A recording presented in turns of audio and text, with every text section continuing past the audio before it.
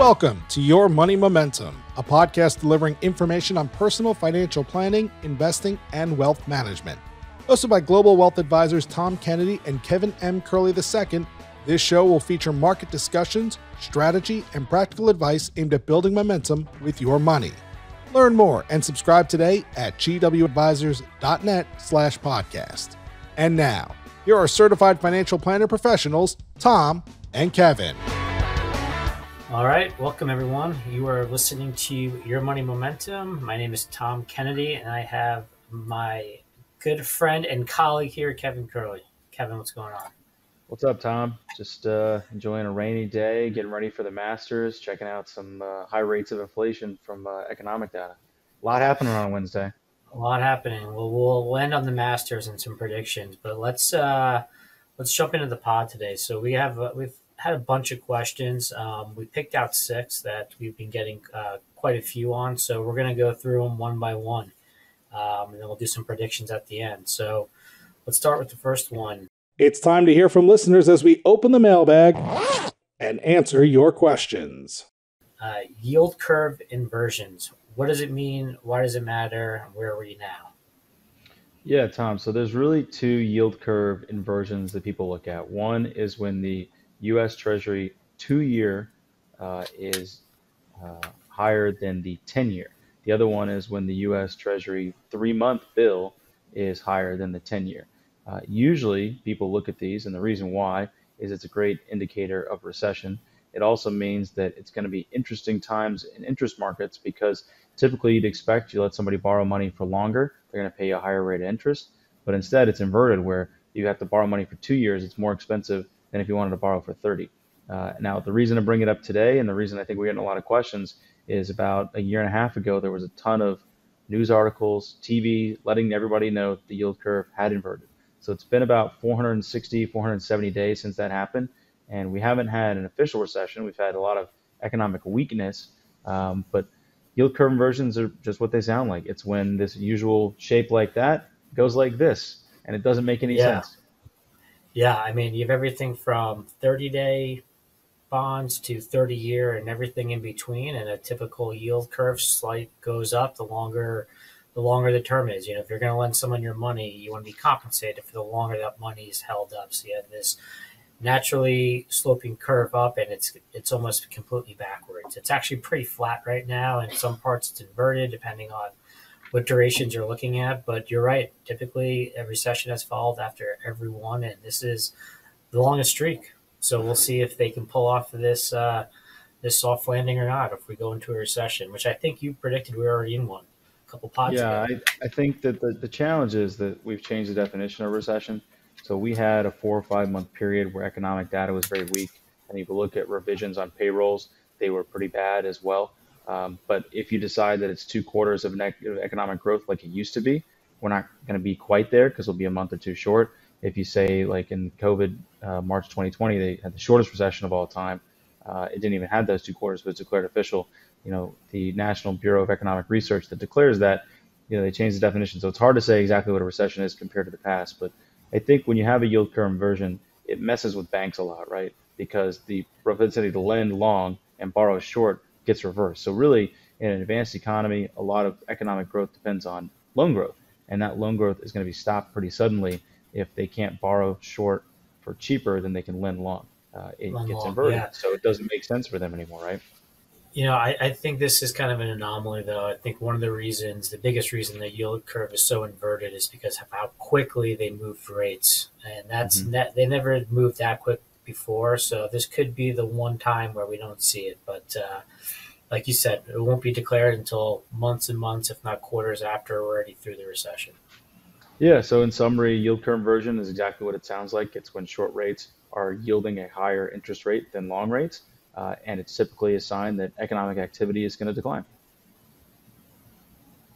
Yep. All right. Number 2, I'll ask you, Tom. You can kick us off on this one.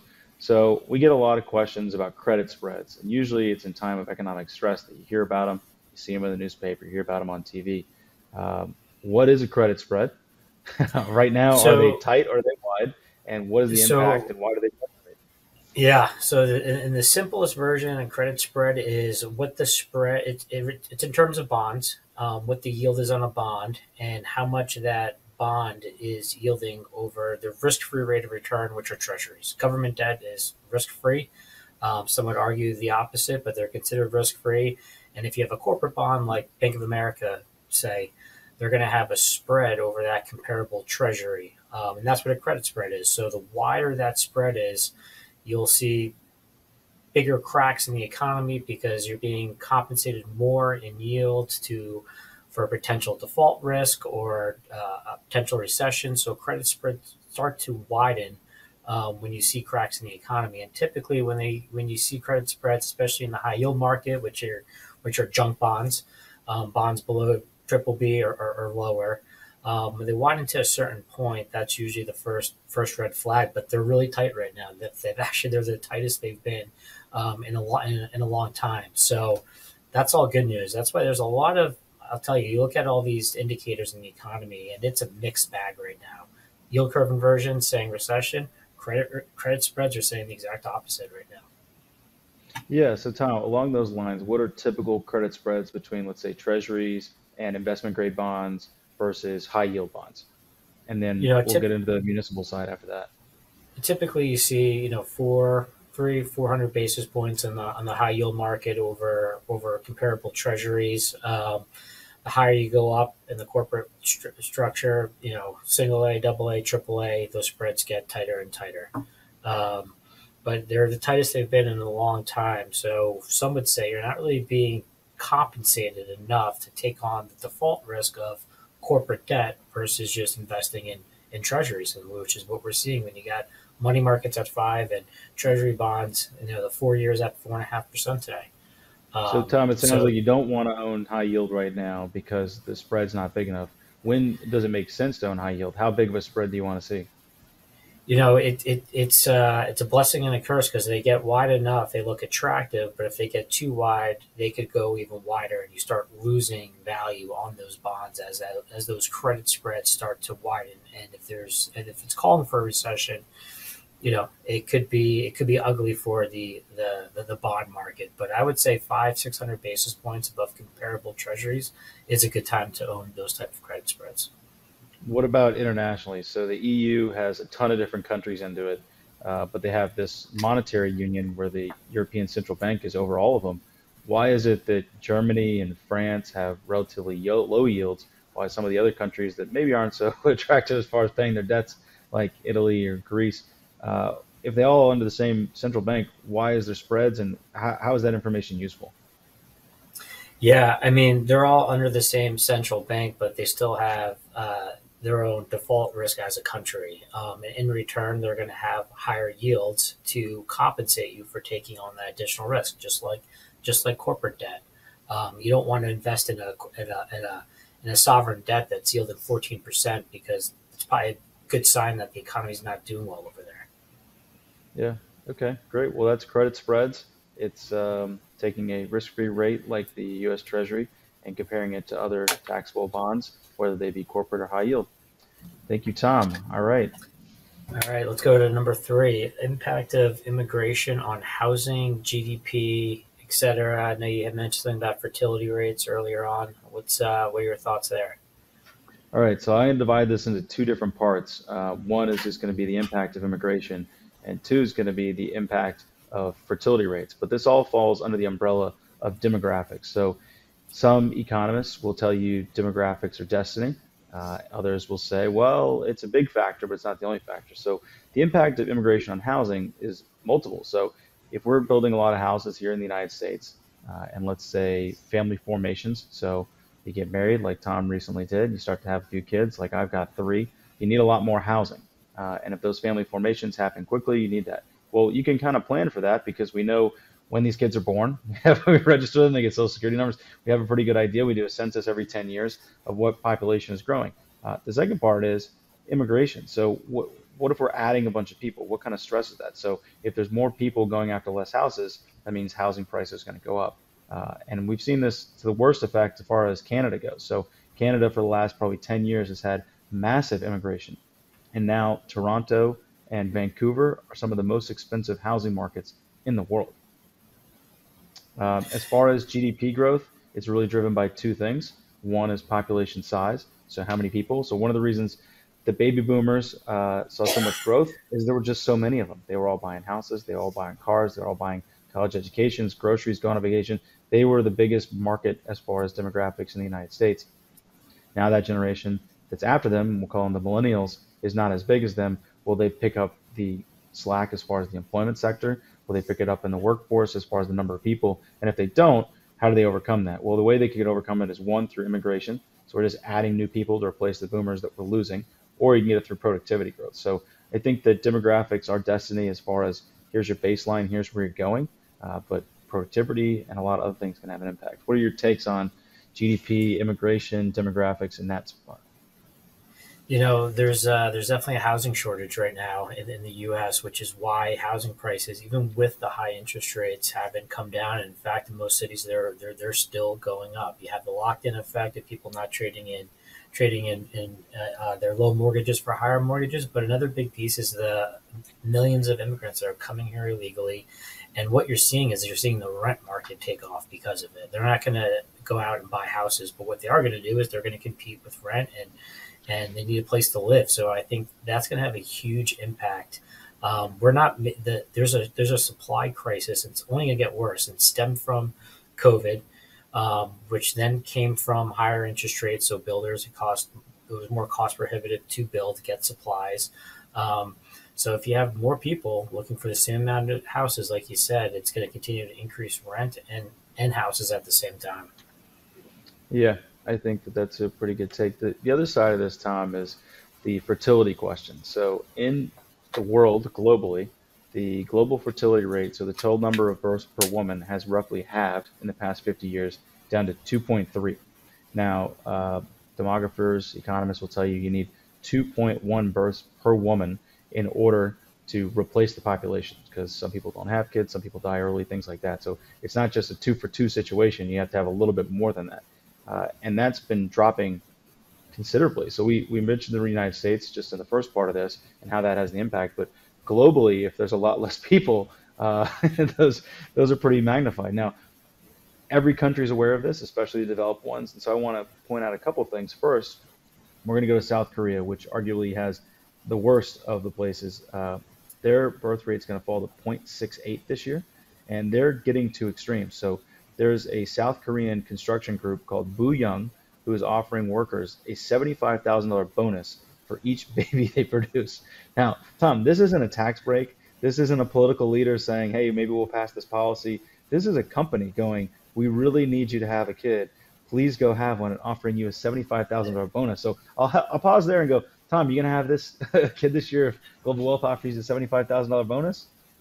Well, if we can hand out contracts early on and get these kids as employees, then yeah, let's start them while they're young. I mean, I don't understand the benefit of of employers, of companies paying bonuses to have kids if there's no direct benefit to that company.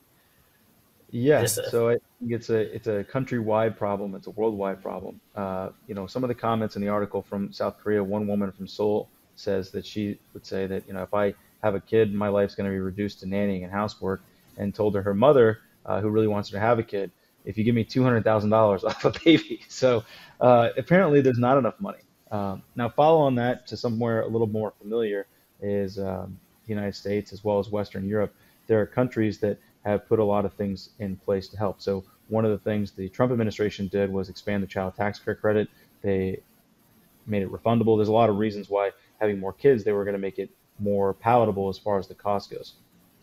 But what they found is that these policies don't really work. So in the US, in the UK, and other developed markets, they just don't seem to work. So they call it a baby bonus. So whether they give you parental leave for 6 months, they've still seen birth rates decline from 1.85 to 1.53 over the last 40 years. So this is a problem that's not just in the US, not just in industrial, it's globally, but it's cratering. And Korea's, 0.7-ish. The US is still okay. In the US, we have an attractive market, so we do have that immigration kind of replacing a lot of the people who are not creating. But globally, if this falls below, we're going to have a shrinking global population. And the impact of that is going to be profound. Interesting. All right. Well, I'll follow up with some of our partners about that $75,000 bonus for you. We'll see. Yeah. Yeah. All right. Go ahead. You take the next one or ask the next one. All right. So I'll ask the next one. Expat life. We do get a lot of questions on this. You see it a lot on social media. Could I really move abroad in retirement? Is it cheaper? What are the major pitfalls, pros and cons? What are your thoughts? Yeah, the answer is you can definitely do it. It's very much available to you. At one point, I think Costa Rica received the most Social Security checks that went outside the United States because so many people, about 20 years, had relocated to live there. Now, the things you want to look for is a healthcare system. That's chief number one. If you're in your 60s or 70s, the reality is you're going to go to the doctor a little more often. And so, if you want to go to France, if you want to go to London, if you want to go to Costa Rica, or you're anywhere abroad, you want to review, do I have access to healthcare? How much is it going to cost me? The second one would be, is it cheaper? So one of the reasons people might choose to leave the United States is that the cost of living abroad might be considerably lower. I know that many immigrants from Mexico and other parts of Latin America, they come here, work for 20, 25 years, and then they move back because the money that they earned here and they could save, they can live on for a long time. I had a professor from India in college, and he said it's like less than a sixth for him to move back, and he could have a house with a couple of people who work in it, like domestic employees, for the lifestyle that he was leading in the United States. So as far as cost, it can be considerably cheaper. Now, major pitfalls. I think the number one major pitfall is that people just end up missing their social network that they built over their lifetime. So whether that's kids, cousins, family, or just people in their community, that tends to be the reason people move back the most. Besides, an incident like healthcare or crime happening to them. But I think the key to selecting is you got to find somewhere where you're a cultural fit. So if you don't speak Spanish, moving to a country that the primary language is Spanish may not be the best choice. You might want to learn some Spanish or learn some Italian or learn some Greek if you're going to go over there. But there's a lot of successful people who are dual lingual and go, all right, I live here and there, and I go back and forth, and it's a nice thing. And it's not just here. They do it in Europe as well. They do it in other countries where people are leaving London to go to Spain, and they decided, well, I won't go to Miami because it's too expensive, so I'll go to Spain because I'm from Argentina. So the world is open. You can go anywhere you want. I would just reemphasize healthcare costs generally, and then cultural heritage, I would call it, as well as you're just going to miss the people that you love. Tom, what do you have to add on that one? The only thing I would add, I agree with all that, is the military. If we go to World War III, where do you want to be? Who do you want fighting for you? Sorry to be so cynical, but it's just it's a crazy place. But no, but it everything that's going on internationally, I think you mentioned crime and that kind of tails on that, but no, I think you can do whatever you want. Puerto Rico had some major tax incentives for a while. I don't know if that's still the case. But there's places abroad where you're not really abroad. You're still close to home. Culturally, you speak the language, all that. So I agree with you. Yeah. The other piece I'd say on there is people living in a big city that's a high cost of living, moving to a place that's less cost of living. So a lot of people moving to the south, or people who move away from big cities to places where there's big colleges. So they have all the services, but don't have all the hustle and bustle and the costs associated just within the United States. That's common too. So if you choose to make some of these moves, you're not alone, but keep the reality in mind. You need to speak Spanish to live in a Spanish-speaking country. All right, Tom. Our next question is about the stock market, and I get a ton of these. From we talked about last episode, what makes a good stock, that type of thing. But people always want to know what drives the stock market. Why does it seemingly go up so often? So we joke it always goes up except when it goes down. But what really drives the stock market? Is it corporate earnings? Is it the Federal Reserve? Is it something else? No, it's 100% earnings and valuations. That's at the end of the day, that's what drives the stock market. You're going to have times and waves where the Fed, 2022 with the increase in rates, helped drive the stock market down for sure. But they're just blimps in times. At the end of the day, it's about company earnings. We're about to go through earnings season right now, and if earnings are good, even if the Fed doesn't cut, or even worse, if they decide that they may hike after the numbers that we saw today, which I don't think is on the table, yeah, they could cause the headline risk and You'll see the sell-offs, but at the end of the day, why the stock market works is because of company earnings and valuation. So I think it's very, very dependent upon that. And I think if we go through another good earnings season like we saw in the first quarter, then we should have another good couple quarters ahead of us. Yeah, as a follow-up on that, Tom, interest rates being high or low, kind of driven by the Fed, not necessarily always set by the Fed. Does that have an impact on stock market? I mean, is it low rates better, high rates better? Does it matter? Does it matter a certain type of stock? Yeah, I mean it does. I mean, the companies that are highly levered and use debt, so small cap companies or tech companies, which is why tech stocks got hit so bad in 22 with the high interest rates. At the end of the day, every company, big and small, needs to grow. One of the tools they use is issuing debt, and when you have that, can be a big line expense item on your P&L. And if interest rates continue to go up, it's going to be harder for some of these companies to be profitable. So there is an indirect relationship with the Fed and interest rates, because eventually they will affect earnings.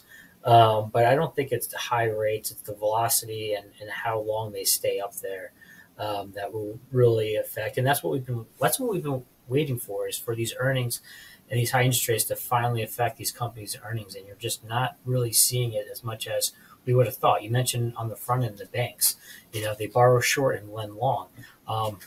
Banks are still profitable right now. JP, I think earnings is coming out this Friday. They're the first bank to announce, and we'll see what they have to say. But that's the big question right now, is how much longer can this economy weather these higher interest rates, which, by the way, looking back over the last 100 years, they're not really abnormally high. So as far as short term versus long term, in the short term, obviously day to day, a company reports earnings, there's going to be a big move. It's kind of a catalyst day. But in the short term or the long term, are earnings more important or interest rates movements more important? Like, for example, people talk about if the Fed raised rates in 2022, all these stocks fell because there were higher rates. And if they cut rates ahead of the election, the stock market rally. Is that just noise, or is there a signal to follow there? No, I think I think short term they both work in tangent. I mean, and you're seeing that today with the inflation data that came out, a little bit hotter than expected in the market, selling off, and you'll see that in individual stock prices. A company misses or beats or gives bad forward guidance, the company will either go up or go down that day. So I think short term they both have a lot of headline and media risk, and there's a lot of technical traders in this market. There's more people trading in this market, the algorithms, the technology. So money's quick, and those headlines that come out move the market for sure. But I think longer term earnings have a more impactful move for the market than the Fed. All right. So thanks, Tom. Our last question is about a topic that seems to be everywhere, and that's the topic of private equity. So we get questions from clients sometimes. Do I need to own private equity? Or they come in and say, I want to own private equity. What alternatives do you have available? How do I go about buying that? Tom, you want to comment on different private equity funds, maybe the impact of rates on private equity? And, more commonly, every kid in their 20s seems to want to work in private equity. Is that meaningful? There's some signal? What are we missing? Did we choose the wrong career path?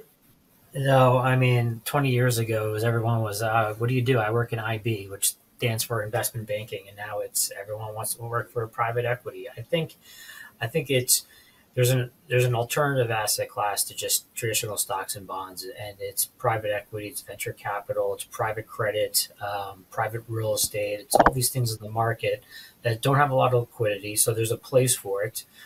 Everyone's situational, but I do think there's a place for alternatives, and in particular, private equity. When you look at these companies, 30 years ago, companies just IPO'd, and then the growth happened.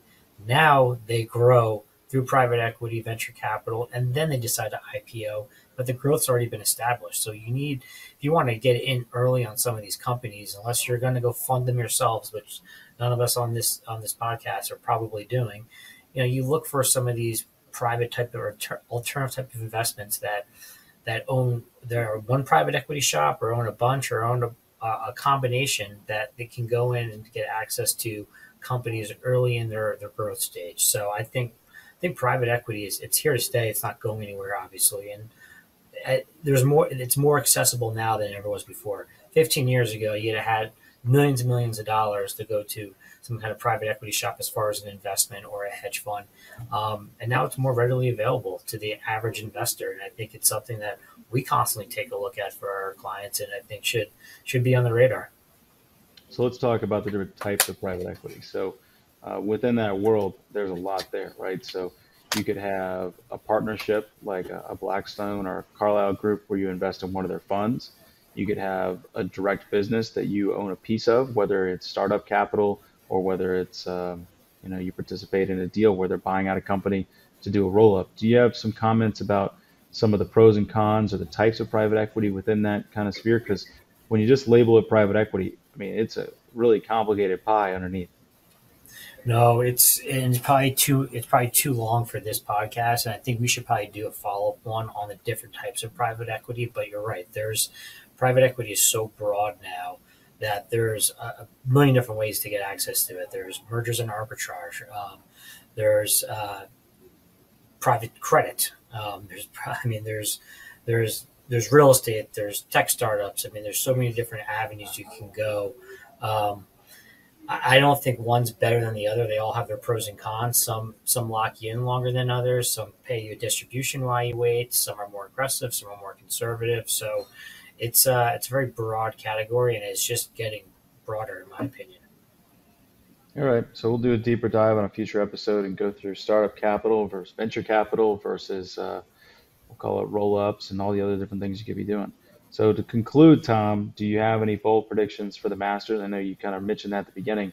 And I'm on a hot streak. I got Scotty Scheffler 2 years ago. I told you it was going to be Jon Rahm last year. I'm having trouble with this year because the odds are all over the place. But who you got? What are your bold predictions? Tiger going to make the cut? Yeah, I was just going to say, my only, I'm rooting for Scotty. I was just at the Houston Open. He was the only one that I even recognized as far as names. It was a very uneventful way to have him come through that par 3, and just the par it was not super exciting, but you got to root for Scotty, Texas guy. But yeah. I think Tiger, it'd be nice to see Tiger make a run at it, but I don't think he's got a shot at making the cut. Although his swing, it looks good. I don't know if he can walk the course for 4 rounds. I don't think he can either.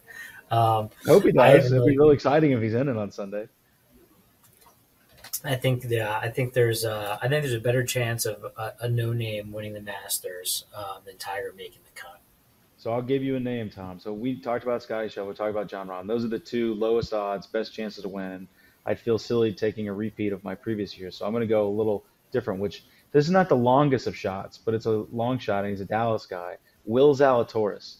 Look for him to be in one of those final groups on Sunday, and if he gets that putter hot, I think it's his tournament to win.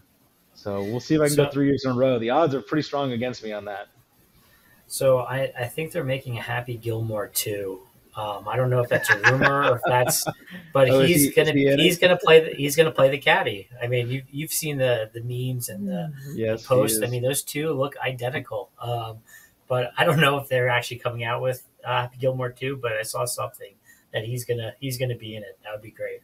He is aware that he looks like the caddy, and I saw him live at Colonial one year, and I mean he's 6 foot some change, but I mean if he turns sideways, you barely see him. So it's amazing how far a guy that small or that thin or slight can hit the ball, because it is incredible to watch him spin around and go that far. So I'm excited for the weekend and excited to see him hopefully win and keep my streak of Masters predictions alive.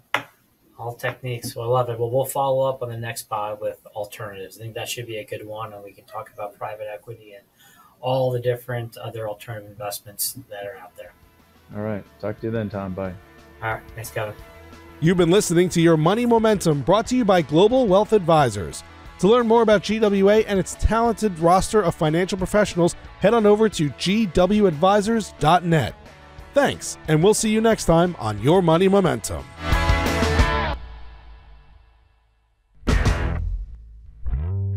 All indices are unmanaged, and investors cannot invest directly into an index. Certain sections of this commentary contain forward-looking statements that are based on reasonable expectations, estimates, projections, and assumptions. Forward-looking statements are not guarantees of future performance and involve certain risks and uncertainties, which are difficult to predict. Past performance is not indicative of future results. Diversification does not assure profit or protect against loss in declining markets.